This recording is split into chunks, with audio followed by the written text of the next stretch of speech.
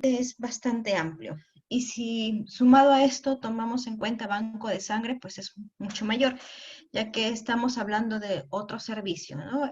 La UPS de patología clínica, quizás ya le han comentado mis compañeros, la UPS de patología clínica abarca dos servicios importantes. Uno que es laboratorio clínico y el otro que es banco de sangre. Entonces vamos a tratar de resumir banco de sangre en una clase, que es prácticamente lo que hacemos en el curso, ¿no?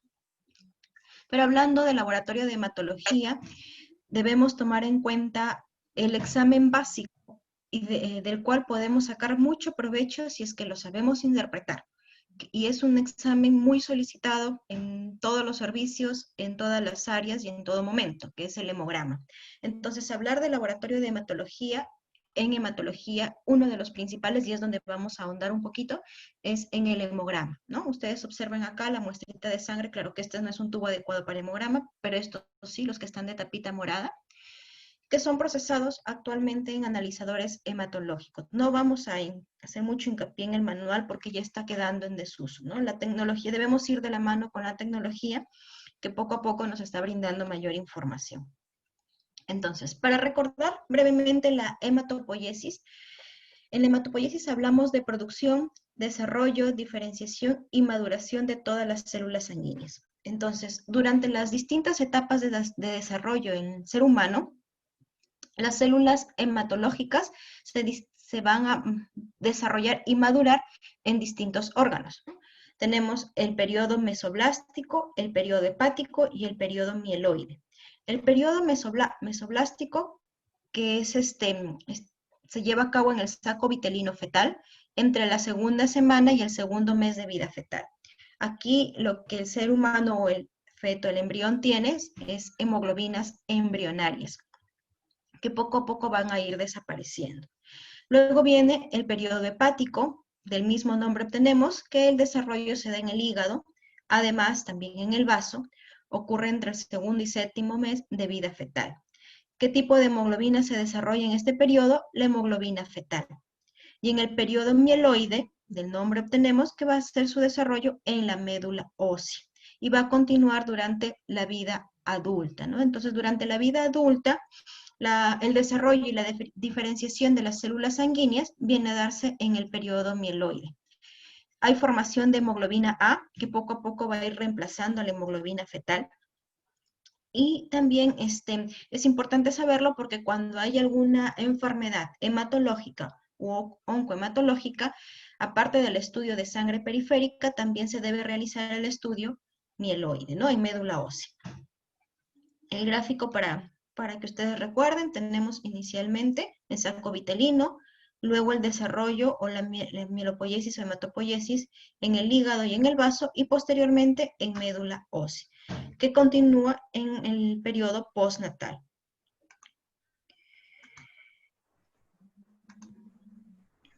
Entonces, la hematopoiesis viene a ser el desarrollo, la maduración de las células hematológicas, ¿no? Que van desde la célula más inmadura, que es la célula madre, que ustedes quizás han escuchado muchas veces, o la stem cell, la cual va a ir desarrollándose dependiendo de su línea, ¿no?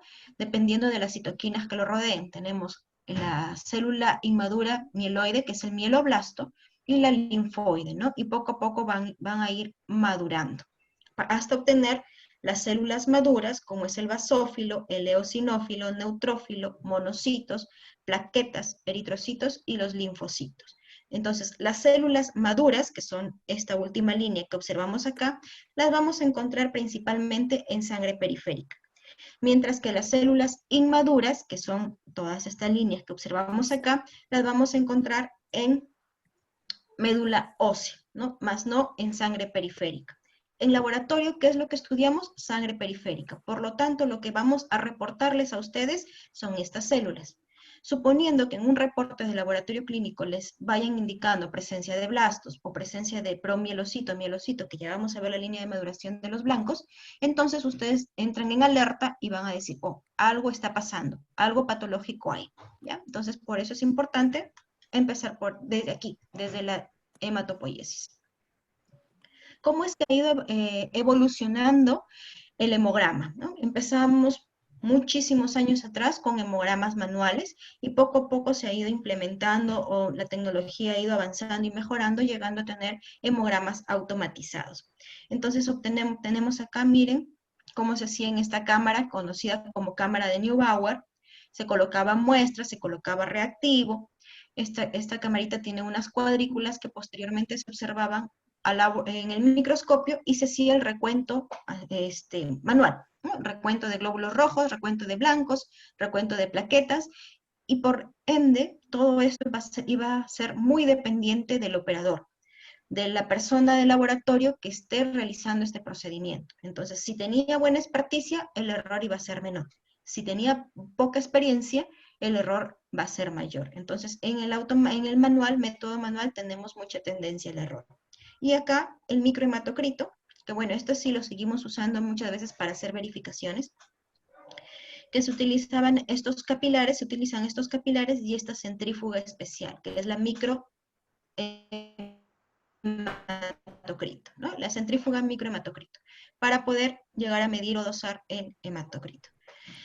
Y poco a poco, como les menciono, la tecnología iba avanzando. Tenemos estos analizadores que no importa la marca, porque realmente hay muchísimos que son muy buenos. Inicialmente con analizadores de 3 diferenciales que me decían hay neutrófilos, hay eosinófilos y hay los mononucleares, ¿no? O sea, en un grupo englobaba linfocitos y monocitos. Y bueno, tenía que leer todas las láminas, no me daba la fórmula diferencial de todos los glóbulos, tipos de glóbulos, me indica si hay presencia de blastos, si hay errores en los glóbulos rojos, y yo tengo que ir verificando en estos casos la lámina periférica.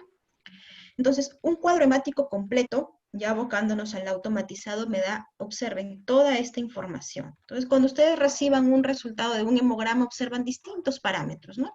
Tenemos el recuento de glóbulos rojos, el dosaje de hemoglobina, hematocrito, las constantes corpusculares, BCM, HCM, concentración de hemoglobina corpuscular media, el AD, o es el ancho de distribución eritrocitaria. Toda esta información inicial que les estoy mencionando del 1 al 7 es información de la serie roja. Luego nos brinda información de la serie blanca. ¿Cuáles? El conteo de glóbulos blancos y la fórmula diferencial. La fórmula diferencial viene a ser los porcentajes o los recuentos de los glóbulos blancos, pero según su estirpe. Me dice cuántos neutrófilos, cuántos linfocitos, cuántos monocitos, cuántos eosinófilos y cuántos basófilos. Esta es la fórmula diferencial. ¿Qué más? ¿Qué otro parámetro importante también me da el hemograma? Recuento de plaquetas, junto con las constantes plaquetarias, que actualmente tienen mucha importancia. Bueno, no le he tocado en la clase, en la ponencia, pero revisen constantes plaquetarias de mucha importancia actualmente clínica, sobre todo para el estudio de trombocitopenias, y el recuento de reticulocitos. Entonces, reticulocitos me ayuda mucho en el estudio de la anemia, ¿no? Entonces, usualmente se desarrolla o se procesa de forma manual, pero ya existen analizadores que me dan este valor de recuento de reticulocitos con los índices reticulocitarios, que ya vamos a observar un gráfico de la importancia de los índices reticulocitarios.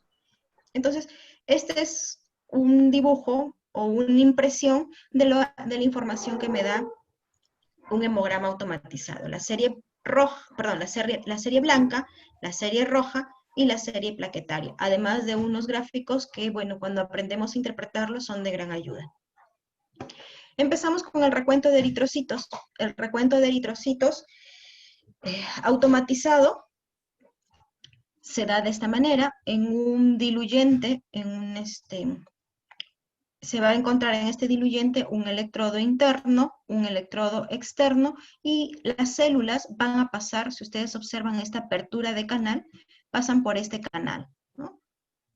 Van una por una. un glóbulo rojo por glóbulo rojo. Entonces, lo que hace el equipo es contar cada uno de estos glóbulos rojos. Yo tengo la muestra se diluye y va ingresando por aquí los glóbulos rojos.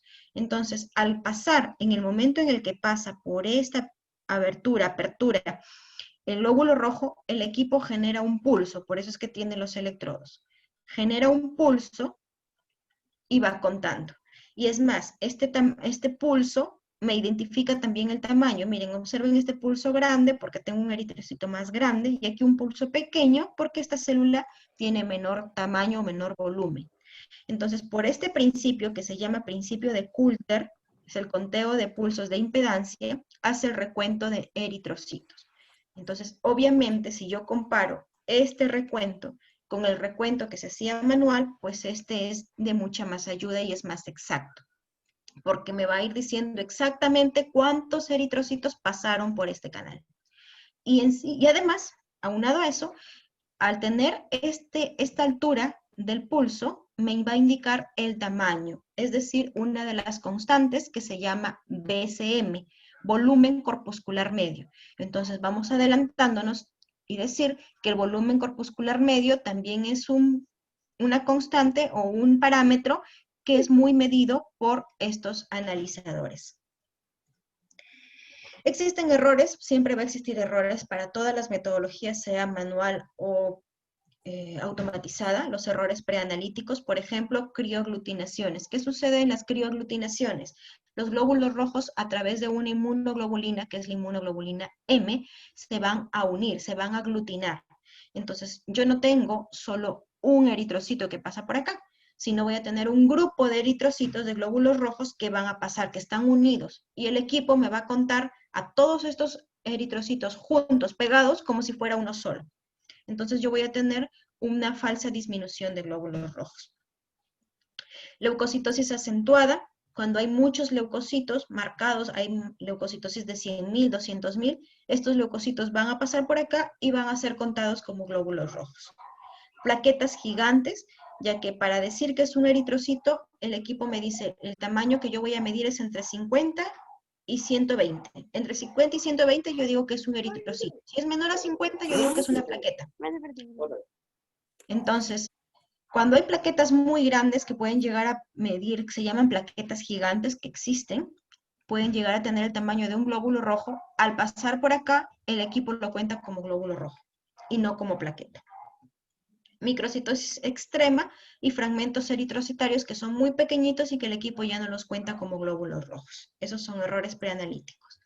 La espectrofotometría, que es un dato muy importante con el cual medimos a la hemoglobina. La hemoglobina de la serie roja es el dato más importante. ¿Por qué? Porque con la hemoglobina se hace el diagnóstico de anemia. El diagnóstico de anemia no lo realizamos con hematocrito, no lo realizamos con recuento de glóbulos rojos, sino lo hacemos con el dosaje de hemoglobina, según la OMS, ¿no? Entonces, es un dato muy importante y valioso dentro del hemograma. Tenemos acá los valores de referencia, este cuadro es de la OMS. Para adultos, para varones, los valores normales deben ser de 13 o más miligramos por decilitro. Acá dice 130 porque las unidades es de gramos por litro. En el caso de los valores que manejamos es de miligramos por decilitro, por lo tanto sería mayor o igual a 13. En mujeres no gestantes, mayor o igual a 12. Y en mujeres embarazadas, mayor o igual a 11. El hematocrito, en el caso del analizador automatizado, es un parámetro calculado. No lo mide directamente, sino lo calcula a través de una fórmula. Índices hematimétricos. Los índices o las constantes corpusculares que ustedes van a leer, ¿no? Tenemos volumen corpuscular medio, hemoglobina corpuscular media, concentración de hemoglobina corpuscular media y el RDW o el AD. El volumen corpuscular medio lo que me evalúa es el volumen de los glóbulos rojos. Sus valores de referencia son de 80 a 100. Si es menor a 80 femtolitros, lo vamos a llamar microcitos y está asociado con anemia ferropénica. Y si es mayor a 100, se les llama macrocíticos y está asociado con déficit de vitamina B12 o folato. Entonces acá ya tengo un primer parámetro que me ayuda en la clasificación de las anemias. Es el volumen corpuscular medio o BCM. Valores normales, repito, de 80 a 100. Menor a 80, microcitos. Y mayor a 100, macrocitos. Anisocitosis. ¿Qué es la anisocitosis? La anisocitosis viene a ser la variación o los distintos tamaños, volúmenes que puedan tener los glóbulos rojos. Entonces me indica diferencias de volúmenes. Es lo mismo el RDW o el ADE, es medido por estos, es lo mismo. Uno es en sus siglas en inglés y el otro en sus siglas en español, ¿no? Entonces, cuando los valores de RDW o ADE están aumentados, me indica que hay alteración en el volumen del glóbulo rojo, por lo tanto hay alteración en la maduración eritrocitaria. Cuando este valor, estas constantes están disminuidas, no hay importancia clínica, no tiene importancia clínica. Hemoglobina corpuscular media me indica la cantidad de hemoglobina promedio que tienen los hematíes. Valores de referencia entre 27 a 32 picogramos. Cuando está disminuido se asocia mucho a ferropenia o a talasemia menor. Concentración de hemoglobina corpuscular media es la concentración media de hemoglobina en un volumen determinado de eritrocitos concentrados. Los valores de referencia van entre 32 a 36 gramos por 100 mililitros.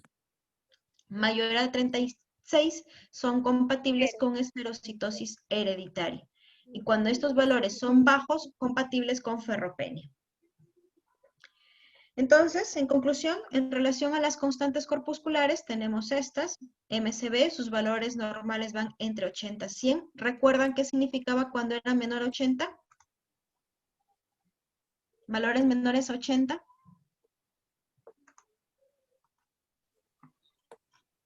Microcitismo, anemia ferropénica. Anemia ferropénica, y a los glóbulos rojos se le conocen como microcitos. Microcitos. ¿Y cuando es mayor a 100? Macrocitos. Macrocitos, ¿verdad? Entonces, los normocitos están entre 80 a 100. Los microcitos menor a 80 y los macrocitos mayor a 100.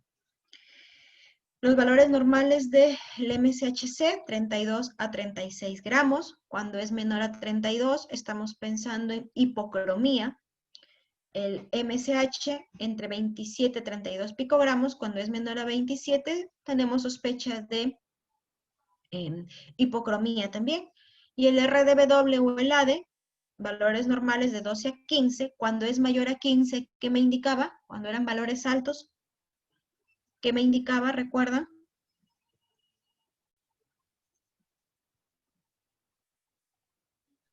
¿Esferocitosis? No, lo que me indicaba son alteraciones o diferencias en el tamaño de los glóbulos rojos. Anisocitosis se llama. En la maduración. Anisocitosis se asocia con el ADE aumentado y un ADE disminuido no tiene importancia clínica. ¿Ya? De esto fíjenlo. Reticulocitos. Dentro de la diferenciación de los glóbulos rojos, una vez que ya se perdió el núcleo, tenemos ya la hematíe, pero hay un hematíe o hay un glóbulo rojo joven que se le llama reticulocitos, que si bien es cierto, ya no tiene el núcleo, tiene restos de ARN, ¿no? Miren, esta es una coloración especial. Ojo que los reticulocitos no se evalúan con cualquier coloración, se evalúan con una coloración supravital. Ojo, supravital. Y se utiliza el colorante, pregunta de examen de NAM, azul brillante de cresilo, o también el nuevo azul de metileno. Entonces, ese tipo de colorantes utilizamos para observarlos así como lo ven en este gráfico, ¿no? Con este retículo, por eso se le llama reticulocito, ¿no? Que son restos de ARN. Ya perdió el núcleo, pero tiene restos de ARN. Lo único es que ya no sintetizan proteínas, porque ya no tienen núcleo. Entonces, el reticulocito es el eritrocito que se ha liberado de un modo reciente de médula ósea. Su apariencia tiene residuos de ARN que son visualizados como un retículo. Se utiliza el colorante azul de metileno o azul brillante de cresilo. Y en la coloración Wright, que es la que más usamos para las láminas en hemograma, es esta. Miren la diferencia. Este es una supravital con azul brillante de crescilo y esto es una coloración Wright. Entonces, ustedes observan estos glóbulos rojos que tienen una distinta tonalidad. Esto, cuando nosotros observamos en una coloración Wright esta tonalidad, le llamamos policromasia o macrocitos policromatofílicos, policromatofilia. Esto se asocia con reticulocitos. Entonces, en la coloración en la que yo hago recuentos, que es esta, se observan con retículo, y en la coloración Wright se observa como si fueran glóbulos rojos más grisáceos, policromasia o policromatofilia. Y miren esto. Los reticulocitos acá tienen, este gráfico es de un analizador, de un equipo automatizado para hemogramas de última generación. Yo les mencionaba que también medían a los reticulocitos. Entonces ya no se hace el recuento aquí, sino directo el equipo me dice cuántos reticulocitos hay. ¿Y qué otra información me da muy importante? La divide, ustedes observen, estos son glóbulos rojos y estos son los reticulocitos que tienen el R. Me dice low, medium y high. ¿Pero qué? Fluorescencia. Esta F es de fluorescencia. Entonces me dice reticulocitos de baja fluorescencia, reticulocitos de mediana fluorescencia y reticulocitos de alta fluorescencia. ¿Quién me da la fluorescencia? Los restos de ARN. Entonces, si los reticulocitos han salido recién de médula ósea, son los que tienen más fluorescencia, son los que tienen mayor cantidad de ARN. Yo los voy a observar aquí. Pero aquellos reticulocitos que ya están a un paso de llegar a su maduración total a glóbulo rojo, entonces yo los voy a observar aquí en low. En un gráfico normal, lo que más predomina en un paciente, en una persona, es lo de baja fluorescencia. Esto es lo normal. No debería existir o debería ser mínima la presencia de alta y mediana fluorescencia. ¿Qué sucede cuando la médula empieza a sacar, porque algo pasa en el organismo, empieza a sacar los glóbulos rojos más jóvenes, los de alta fluorescencia? Empiezo a observar aquí esto, que ustedes lo ven aquí en esta zona de rojo. Tenemos la violeta, la fucsia, perdón, que es la de baja fluorescencia, y la roja, que es de alta fluorescencia. Entonces, cuando yo observo alto porcentaje acá, pienso y digo que la médula está sacando reticulocitos muy jóvenes. Y aquí viene la parte de fisiopatología que ustedes van a tener que revisar. ¿Cuándo es que la médula saca los reticulocitos muy jóvenes? Si saca jóvenes es porque el cuerpo lo necesita, porque está perdiendo, porque hay una hemorragia, y la médula compensa sacándolo más joven, o porque el cuerpo está hemolizando. Hay hemólisis de los glóbulos rojos y la médula compensa sacando los reticulocitos. Entonces, esta información me ayudaría mucho para poder evaluar si es que el paciente tiene una hemorragia aguda o si tiene una hemólisis, ¿no? ¿Qué otro dato importante me da este equipo? La hemoglobina reticulocitaria. Entonces, no solamente nos quedamos con hemoglobina de glóbulos rojos, sino también con la hemoglobina de reticulocitos. Entonces, ¿y por qué es importante? Porque en las fases iniciales de deficiencia de hierro hay disminución de depósitos de hierro en la médula ósea y se va a reflejar primero en disminución de la hemoglobina en reticulocitos. Entonces, fisiopatológicamente, antes de que disminuya la hemoglobina en los glóbulos rojos, va a disminuir la hemoglobina en los reticulocitos. Y esto me ayudaría a prevenir muchas veces y poder dar el hierro como profiláctico antes de que el paciente llegue a disminuir su hemoglobina en glóbulo rojo. Entonces, si yo tengo una hemoglobina reticulocitaria menor a 25 picogramos, entonces digo que el paciente tiene un déficit de hierro, una eritropoiesis deficitaria en hierro. ¿Cómo está la hemoglobina? Mi hemoglobina está normal, entonces hay déficit de hierro sin anemia. Y si la hemoglobina ya está disminuida, hay una anemia ferropénica. Pero miren la importancia que tendría acá. Déficit de hierro sin anemia. Yo sé que el paciente con esta hemoglobina de reticulocitos baja ya está en déficit de hierro. Puedo dar tratamiento para evitar que llegue anemia. ¿Sí me están comprendiendo? Por favor, si hablo muy rápido porque voy a tratar de avanzar, me avisan y me preguntan si es que algo no me entienden. Entonces, ¿cómo hacemos el estudio de anemias? Inicialmente les dije, ¿cuál es el parámetro que me ayuda a definir anemia?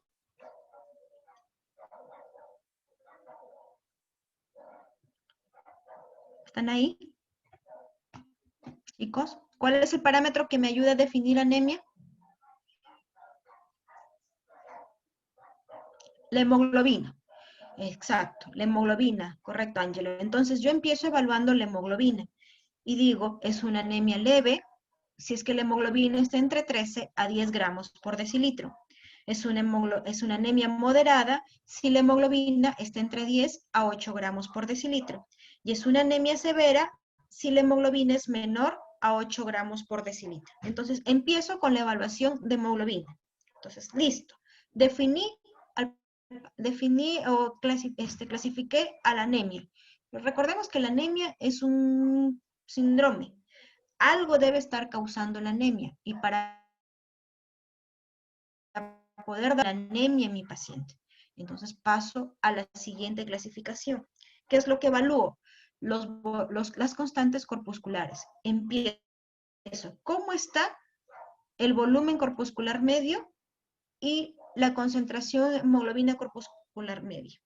Si están normales y tengo hemoglobina baja, entonces es una anemia normocítica y normocrómica. Y tengo aquí una segunda clasificación y ya puedo ir buscando mejor cuál puede ser la causa de la anemia.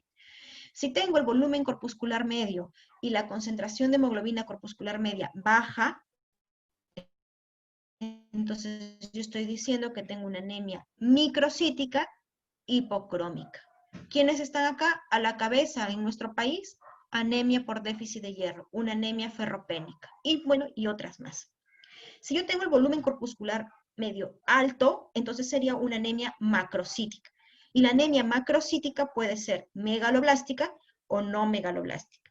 ¿Cuándo es megaloblástica? Cuando hay déficit de vitamina B12 o cuando hay déficit de ácido fólico o cuando hay déficit de los dos. Y cuando tengo una anemia macrocítica no megaloblástica, cuando hay enfermedad hepática, hay aumento de reticulocitos, hipotiroidismo. Entonces, yo ya voy aumentando o voy mejorando el estudio de anemia. Inicio con la hemoglobina, con eso defino anemia. Sigo con la evaluación de las constantes corpusculares, miren, estos dos parámetros importantes, y evalúo si es que es una anemia normocítica, normocrómica. Aquí quienes están, anemia por enfermedad crónica en sus inicios, anemia hemolítica, anemia por hemorragia aguda o anemias aplásicas. Luego, si es que está disminuido el BCM o el CHCM bajo, también está disminuido, entonces es una anemia microcítica hipocrómica, y si es que tengo el volumen corpuscular medio alto, es una anemia megaloblástica. Ya tengo una primera clasificación, que es la morfológica. ¿Qué sigue? Clasificación eritrocinética, también la van a encontrar como fisiopatológica. Hiporregenerativa o hiperregenerativa.